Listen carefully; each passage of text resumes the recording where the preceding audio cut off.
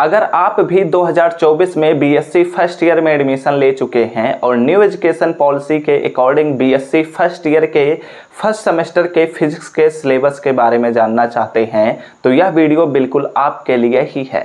Hello प्यारे बच्चों, मैं हूं आपका भैया ऋषभ सिंह और आप सभी का आपके अपने यूट्यूब परिवार ऋषि यस क्लासेस पर स्वागत करता हूं। और आज के इस वीडियो में हम बात करने वाले हैं न्यू एजुकेशन पॉलिसी 2020 के अकॉर्डिंग 2024 में बीएससी फर्स्ट सेमेस्टर के फिजिक्स का क्या सिलेबस है, इसके पेपर के बारे में हम जानेंगे कि कितने पेपर्स हमें पढ़ने रहेंगे। साथ ही साथ हम इसके इंट्रोडक्शन पर बात करने के बाद हम इनमें बात करेंगे कि टोटल हमें कितने यूनिट्स पढ़ने रहेंगे और हर एक यूनिट के अंतर्गत कौन कौन से टॉपिक्स हमें पढ़ने रहेंगे। इन सभी चीज़ों पर हम इस वीडियो में पूरा डिटेल से डिस्कस करेंगे। तो चलिए अपने इस वीडियो की शुरुआत करते हैं। लेकिन अगर आप सब इस चैनल पर पहली बार आए होंगे और अपने तैयारी को स्टार्टिंग से बेहतर बनाना चाहते हैं तो जरूर सब्सक्राइब करने के साथ बेल आइकन को ऑल पर सेलेक्ट कर लीजिएगा, क्योंकि बहुत ही जल्द आप सभी के लिए क्लासेस हम प्रोवाइड करना स्टार्ट कर देंगे। यह भी बात ध्यान रखिएगा कि हर एक क्लास का पीडीएफ, साथ ही साथ इस सिलेबस का पीडीएफ आप सभी को हम टेलीग्राम चैनल पर प्रोवाइड कर देंगे। तो आप हमारे टेलीग्राम चैनल से ज्वाइन कर सकते हैं, लिंक आप सभी को डिस्क्रिप्शन में मिल जाएगा। ठीक है, आप हमें इंस्टाग्राम पर भी फॉलो कर सकते हैं, उनके लिंक आप सभी को डिस्क्रिप्शन में मिल जाएंगे और यूजर नेम आपको यहाँ पर देखने को मिल सकता है। ठीक है, तो अब यहाँ पर वीडियो को शुरू करने से पहले यानी कि सिलेबस को डिस्कस करने से पहले आपको दो बातें ध्यान रखनी होंगी। जब आप 2024 में न्यू एजुकेशन पॉलिसी के अकॉर्डिंग एडमिशन लिए हैं तो आप चाहे किसी भी ईयर में रहेंगे, हर एक ईयर में हमारे पास दो सेमेस्टर्स डिवाइड रहेंगे। 6 मंथ के एक सेमेस्टर्स चलेंगे, अप्रॉक्सीमेट 6 मंथ चलते हैं। ठीक है, तो हम अगर बात कर रहे हैं फर्स्ट ईयर में तो फर्स्ट ईयर में हमें 2 सेमेस्टर्स पढ़ने रहेंगे, यानी कि फर्स्ट सेमेस्टर और सेकंड सेमेस्टर। ठीक है, तो हमारा जुलाई से लेकर दिसंबर तक हम फर्स्ट सेमेस्टर के बारे में पढ़ेंगे और जनवरी से लेकर हमारे पास जून तक हम सेकंड सेमेस्टर के बारे में पढ़ते हैं। ठीक है, तो हम एक्चुअली बीएससी फर्स्ट ईयर के अंतर्गत फर्स्ट सेमेस्टर के फिजिक्स के सिलेबस के बारे में इस वीडियो में हम बातें कर लेंगे। ठीक है, तो अब चलिए बातें समझ में आ चुकी होंगी, तो अब चलिए इस लेक्चर की शुरुआत करते हैं और बातें करते हैं फर्स्ट सेमेस्टर के फिजिक्स के सिलेबस पर। तो हमने ऑलरेडी बहुत सारी चीज़ों पर बात कर लिया है, तो अब यहाँ पर हम डायरेक्ट मुद्दे पर ही बात करते हैं। यानी कि बीएससी फर्स्ट सेमेस्टर फिजिक्स के अंतर्गत अगर हम बात करते हैं तो हमें एक ही पेपर पढ़ना है और एक पेपर के अंतर्गत टोटल 8 यूनिट ही देखने को मिलेंगे। चाहे आप किसी भी सब्जेक्ट के अंतर्गत देखेंगे, आपको एक पेपर और साथ ही साथ उस पेपर के अंतर्गत 8 यूनिट्स पढ़ने रहेंगे और हर एक यूनिट के अंतर्गत मल्टीपल टॉपिक्स रहेंगे। तो उन सभी टॉपिक्स के बारे में हम यहाँ पर बात करेंगे। ठीक है, तो बीएससी फर्स्ट सेमेस्टर के फिजिक्स के सिलेबस पर अगर हम बात कर रहे हैं तो इसके पेपर का नाम है mathematical physics and Newtonian mechanics. ठीक है, यानी कि यह जो हमारे पास पेपर है यह 2 पोर्शन से मिलकर बना है, जिसमें हम पहले पोर्शन में बात करेंगे कि मैथमेटिकल फिजिक्स क्या है, यानी कि फिजिक्स में हम मैथमेटिक्स का किस प्रकार से यूज करते हैं इसके बारे में हम बात करेंगे और फिर उसके बाद हम बढ़ेंगे न्यूटोनियन मैकेनिक्स की तरफ। ठीक है, न्यूटन के द्वारा जो मैकेनिक्स दिया गया था यानी कि फिजिक्स जो दिया गया था उसी का ही एक ब्रांच होता है, तो इसके बारे में हम यहाँ पर बात करेंगे। ठीक है, तो फिलहाल एक एक करते हुए सभी चीज़ों पर हम बात करना स्टार्ट करते हैं। तो हम यूनिट फर्स्ट से ही बातें करना शुरू करते हैं। ठीक है, तो यूनिट फर्स्ट का नाम है वेक्टर अलजेब्रा। ठीक है, अब इस यूनिट के अंतर्गत बहुत सारे टॉपिक्स हैं, जैसे कि अगर हम बात करते हैं कोऑर्डिनेट रोटेशन क्या होता है, यानी कि हम कोऑर्डिनेट को किस प्रकार से रोटेट करते हैं इसके बारे में हम बात करेंगे। वेक्टर अलजेब्रा जो हमारे यूनिट का ही नाम है तो इसमें हम वेक्टर्स के बारे में पढ़ेंगे, स्केलर्स के बारे में पढ़ेंगे। ठीक है, फिर उसके बाद हम बात करेंगे कि हमारे पास सूडो वेक्टर्स क्या होते हैं, सूडो स्केलर्स क्या होते हैं। उसके बाद हम इसी को ही कंटिन्यू करते हुए इसके हम फिजिकल एंड ज्योमेट्रिकल इंटरप्रिटेशन पर भी बात करेंगे कि एडिशन ऑफ वेक्टर्स क्या होता है, सब्ट्रैक्शन ऑफ वेक्टर्स क्या होता है, डॉट प्रोडक्ट क्या होता है, क्रॉस प्रोडक्ट क्या होता है, वेज प्रोडक्ट क्या होता है, ट्रिपल प्रोडक्ट क्या होता है। ठीक है, इन सभी चीज़ों पर हमें बात करना रहेगा इस यूनिट फर्स्ट के अंतर्गत। ऐसे ही बहुत सारे टॉपिक्स हमारे पास यूनिट फर्स्ट में दिए गए हैं, बट उन सभी टॉपिक को मैं यहाँ पर प्रोनाउंसिएट नहीं कर रहा हूँ या फिर मेंशन नहीं कर रहा हूँ, बट वो सभी टॉपिक्स हम आप सभी को पीडीएफ में मेंशन करते हुए दे देंगे और वह पीडीएफ आप सभी को हम टेलीग्राम चैनल पर प्रोवाइड कर देंगे। टेलीग्राम चैनल आपको कैसे ज्वाइन करना है ऑलरेडी इन्फॉर्मेशन बताया ही गया है, आप यहाँ से भी चीज़ों को चेकआउट कर सकते हैं। ठीक है, तो ये हमने यूनिट फर्स्ट के सिलेबस पर बात किया। ओके, कौन कौन से टॉपिक्स हैं, क्या क्या चीज़ें हैं, उन सभी चीज़ों के बारे में हमने बता दिया। तो अब बढ़ते हैं अपने यूनिट 2 की तरफ। यूनिट 2 में हम पढ़ते हैं वेक्टर कैलकुलस के बारे में। ठीक है, यह जस्ट एक इंट्रोडक्शन पोर्शन है जिसमें हम वेक्टर्स के बारे में कुछ चीज़ों के बारे में पढ़ेंगे कि उनके एक्चुअली ऑपरेशंस कैसे हो रहे हैं बस। बट उसी को ही जब हम आगे बढ़ाते हैं तो यूनिट 2 में हम वेक्टर कैलकुलस के बारे में पढ़ते हैं। ठीक है, ये एक डीप पोर्शन है।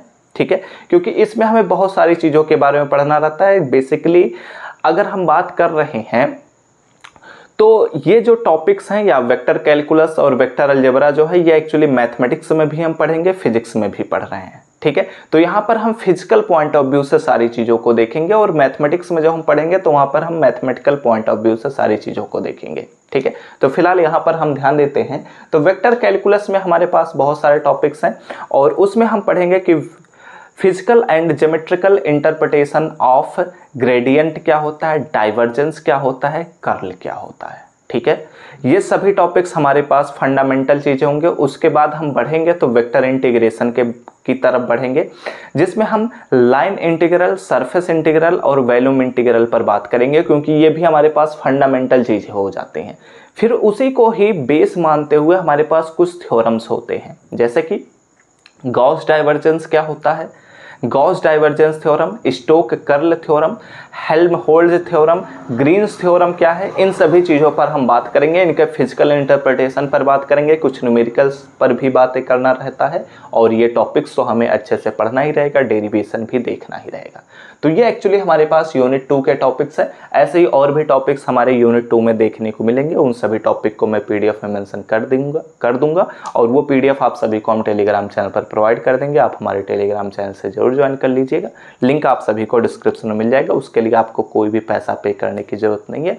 बट बस मैं ये चाहता हूँ कि यहाँ पर वीडियो काफ़ी बड़ा ना हो जाए, इसलिए मैं चीज़ों को समराइज करते हुए वहाँ पर दे दूंगा। ठीक है, बढ़ते हैं अपने यूनिट 3 की तरफ। यूनिट 3 हमारे पास एक छोटा सा ही यूनिट है। ठीक है, बट यहाँ पर भी हमारे पास काफ़ी सारे टॉपिक्स देखने को नज़र में आ जाते हैं। यूनिट 3 में हम पढ़ते हैं कोऑर्डिनेट सिस्टम के बारे में। ठीक है, अब ये कोऑर्डिनेट सिस्टम एक्चुअली क्या है, इसमें हम बहुत सारे कोऑर्डिनेट सिस्टम पर बात करेंगे और मेनली हमारे पास फोकस रहेगा second 2D and 3D coordinate system की तरफ। इसमें हम स्फेरिकल कोऑर्डिनेट सिस्टम पर भी बात करेंगे, साथ ही साथ सिलेंड्रिकल कोऑर्डिनेट सिस्टम पर भी बात करेंगे और इसमें और भी बहुत सारे टॉपिक्स हैं जो कि यूनिट 2 से यूनिट 3 में इंक्लूड होंगे और इसको और भी एक्सपेंड करेगा। ठीक है, तो इसलिए हमें यूनिट फर्स्ट पढ़ना जरूरी है, तभी हम यूनिट सेकंड पर बात करेंगे। यूनिट सेकंड को पढ़ना जरूरी है, तभी हम यूनिट 3 पर बात कर पाएंगे।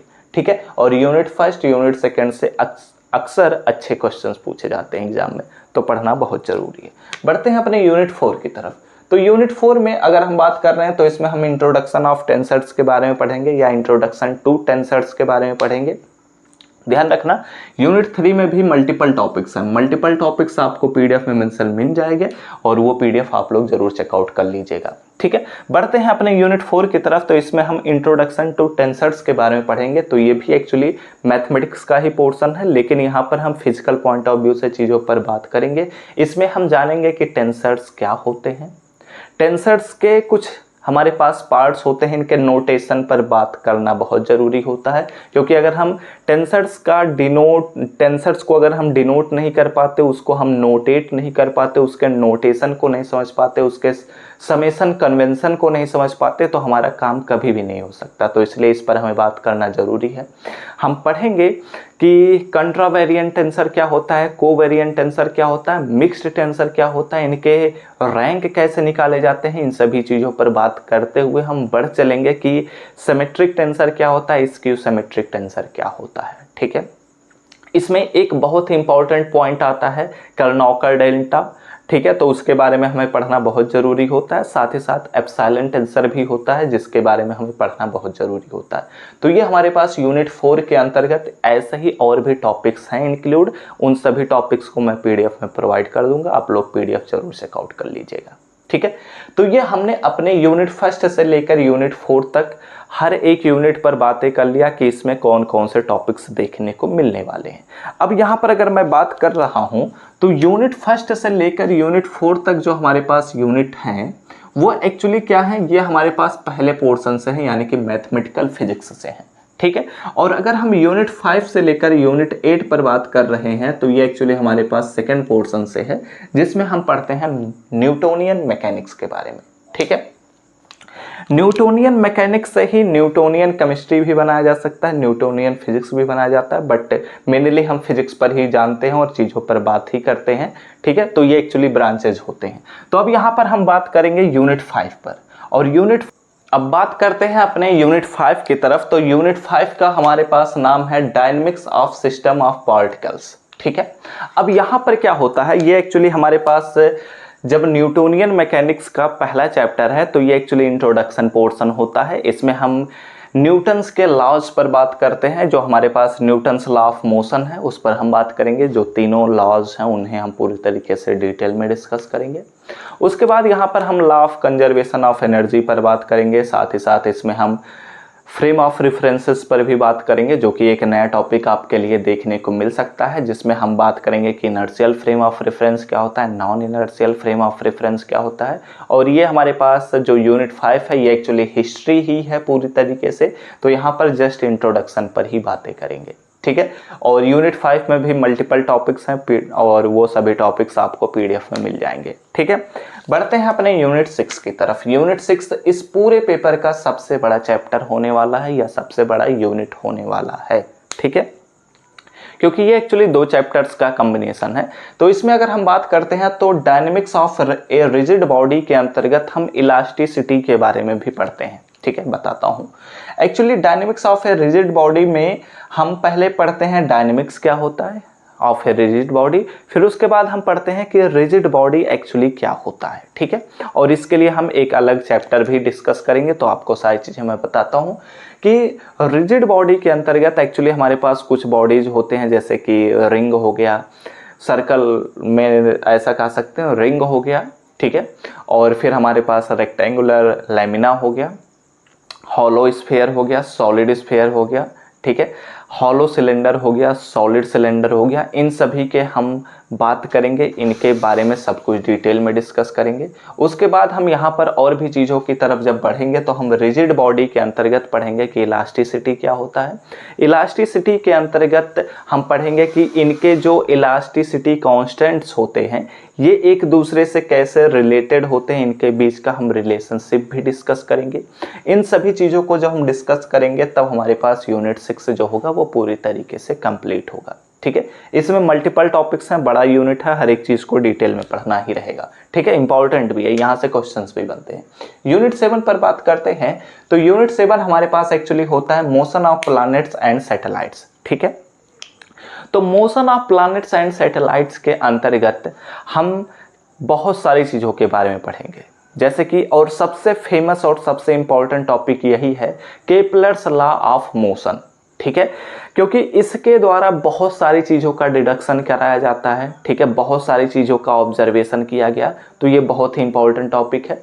और इसमें अगर हम बात कर रहे हैं तो एक्चुअली प्लैनेट्स कैसे अपने ऑर्बिट्स में रोटेट करते हैं, कैसे एक अपनी जगह पर भी रोटेट करते हैं, इन सभी चीज़ों के बारे में पढ़ते हैं।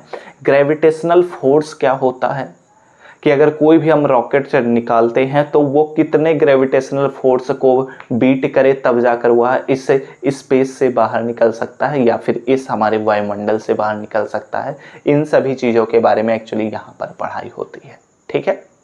और भी बहुत सारे टॉपिक्स हैं, बहुत ही इंटरेस्टिंग चैप्टर होने वाला है, ठीक है। वैसे एक ही चैप्टर आपके सामने यहाँ पर देखने को मिलेगा, लेकिन बहुत ही इंटरेस्टिंग है, तो इसे अच्छे से पढ़ना है। इसमें भी मल्टीपल टॉपिक्स हैं, टॉपिक्स पीडीएफ में मिल जाएगा, यहाँ पर समय बर्बाद करने की कोई ज़रूरत नहीं है, आप लोग पीडीएफ में सारी चीज़ें चेकआउट कर लीजिएगा, ठीक है। बढ़ते हैं अपने यूनिट 8 की तरफ। यूनिट 8 एक्चुअली इस पोर्शन से अलग है। यहाँ पर एक्चुअली इसे हम कह सकते हैं कि mathematical physics and Newtonian mechanics and wave motion, ठीक है, ये भी हमारे पास इसी का ही एक पार्ट बनाया जा सकता है। वेव मोशन में हम बहुत सारी चीज़ों के वेव्स के बारे में पढ़ते हैं, ठीक है, कि सिंपल हार्मोनिक मोशन अगर हो रहा है तो ऐसे सिचुएशन में किस प्रकार का वेव हमारे पास प्रोड्यूस हो रहा है, कैसे तरंगे हमारे पास मिल रही हैं, उन चीज़ों के बारे में पढ़ेंगे। उसके हम डिफरेंशियल इक्वेशन के बारे में पढ़ेंगे, उसके सोल्यूशन के बारे में पढ़ेंगे और भी बहुत सारी चीज़ें हैं, उन चीज़ों के बारे में पढ़ेंगे। ठीक है, फिर उसके बाद हम इसी में ही पढ़ेंगे कि डैम्प्ड हार्मोनिक मोशन क्या होता है, फोर्स्ड ऑक्सीलेशन कैसा होता है, इन सभी चीज़ों के बारे में यहाँ पर पढ़ेंगे। और सबसे इम्पॉर्टेंट पॉइंट आता है लिसाजुस फिगर। ठीक है, लिसाजुस फिगर जो है यह एक टूल होता है फिगर्स को ड्रा करने के लिए, तो उसके बारे में आपको यहाँ पर पढ़ना ही रहेगा। साथ ही साथ यह भी यूनिट हमारे पास बड़ा ही होगा। ठीक है, इसमें बहुत सारे टॉपिक्स होंगे, तो वो सभी टॉपिक्स आपको पीडीएफ में मेंशन मिल जाएंगे। यहाँ पर मैं उन चीज़ों के बारे में डिस्कस नहीं कर रहा हूँ। ठीक है, वो सभी टॉपिक्स आपको पीडीएफ में मिल जाएंगे। पीडीएफ आप सभी को टेलीग्राम चैनल पर प्रोवाइड कर ही दिया गया है। आप हमारे टेलीग्राम चैनल से ज्वाइन करना चाहते हैं तो टेलीग्राम पर सिंपली यह सर्च करिए या फिर आपको लिंक का डिस्क्रिप्शन मिल जाएगा। आप हमारे टेलीग्राम चैनल से वहाँ पर जाकर ज्वाइन कर सकते हैं। ठीक है, ये हमारे इंस्टाग्राम का यूज़र नेम है, आप हमें इंस्टाग्राम पर भी फॉलो कर सकते हैं और उसका भी लिंक आप सभी को डिस्क्रिप्शन में मिल जाएगा। तो हमने क्या बात किया, हमने बात किया बीएससी फर्स्ट सेमेस्टर के फिजिक्स के पूरी तरीके से सिलेबस को डिस्कस कर लिया। पेपर का क्या नाम है, कितने यूनिट्स हैं और इन यूनिट्स के अंतर्गत कौन कौन से टॉपिक्स हैं। अगर आप चाहें तो इतनी चीज़ों का स्क्रीनशॉट ले सकते हैं। ठीक है, स्क्रीनशॉट हो चुका होगा तो अब इस वीडियो को यहीं पर हमें समाप्त करने की बारी आ चुकी है। बहुत ही जल्द इनके क्लासेस आप सभी को प्रोवाइड किए जाएंगे। अगर आपको क्लासेस चाहिए और कुछ भी डाउट है तो आप लोग कमेंट करते हुए सारी चीज़ों को ज़रूर पूछिएगा। ठीक है, और वीडियो अच्छा लगा हो तो ज़रूर लाइक करिएगा, कमेंट करके ज़रूर हमें बताइएगा और ज़रूर कमेंट करिएगा अगर आपको इन चैप्टर्स के इनके क्लासेस चाहिए तो। ठीक है, और इस चैनल पर पहली बार आए होंगे, अपने तैयारी को सबसे बेहतर बनाना चाहते हैं और अगले लेक्चर्स का नोटिफिकेशन पाना चाहते हैं तो ज़रूर सब्सक्राइब करने के साथ बेल आइकन को ऑल पर सेलेक्ट कर लीजिएगा। हम ऑलरेडी बीएससी फर्स्ट सेमेस्टर के केमिस्ट्री के सिलेबस को डिस्कस कर चुके हैं। आपको आई बटन पर लेक्चर्स मिल जाएंगे या फिर लिंक आप सभी को डिस्क्रिप्शन में मिल जाएगा। तो चलिए मिलते हैं अपने नेक्स्ट लेक्चर में, तब तक पढ़ते रहिए, संघर्ष करते रहिए और सफल होते रहिए।